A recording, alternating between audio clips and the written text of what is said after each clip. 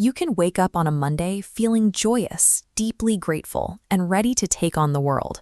By Tuesday afternoon, for reasons you can't fully explain, you feel anxious, hollowed out, and entirely depleted.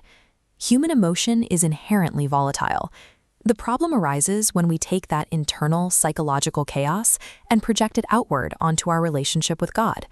We start doing a kind of toxic emotional math. We assume that if we feel motivated to pray, God must be sitting right beside us, and if we feel distant, guilty, or angry, we assume we must have driven him away. This creates the myth of the spiritual high. It's an exhausting, modern pressure that tells believers they must constantly manufacture feelings of happiness and perfect peace to prove their faith is real. This diagram illustrates exactly how that mechanism works. When you build a belief system on something as unstable as your own mood, you get a structure balanced on shifting blocks. It guarantees a collapse the second your circumstances inevitably change.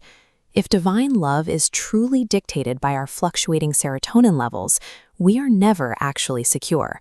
To find real peace, we have to find a completely different, objective foundation for our faith. Experiencing negative or fluctuating emotions is not a symptom of a failing believer. It is the standard operating condition of human design. We can look directly at break the idea that holiness requires a permanent stoic smile. Jesus experienced extreme emotional lows. The texts describe him weeping openly at his friend Lazarus's tomb and experiencing crushing physical sorrow in Gethsemane. He also displayed active, high-energy extremes. He expressed intense, righteous anger while clearing the temple and outwardly rejoiced alongside his disciples. This graphic shows what emotions actually are, a God-given compass. The needle is designed to spin through zones of joy, danger, and grief to help us navigate reality. They are tools for recognition, not threats to our faith. Because Jesus navigated absolute emotional volatility without ever stepping outside of God's love, our own bad days cannot be used as proof of God's absence. So if human capacity isn't the anchor, we have to look at the unyielding theological mechanics of God's character. The core logic is laid out in the book of Romans, chapter 5. While we were still sinners, Christ died for us. God's initial decision to love humanity was executed while people were actively unworthy. This chart tracks two independent realities. The jagged line at the bottom is our daily human performance and mood, constantly spiking and crashing. The thick, flat line at the top is God's constant love.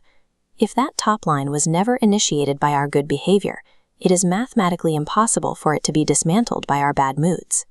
Romans 8 adds a specific safeguard, stating that neither death, nor life, nor anything else in all creation can sever this connection.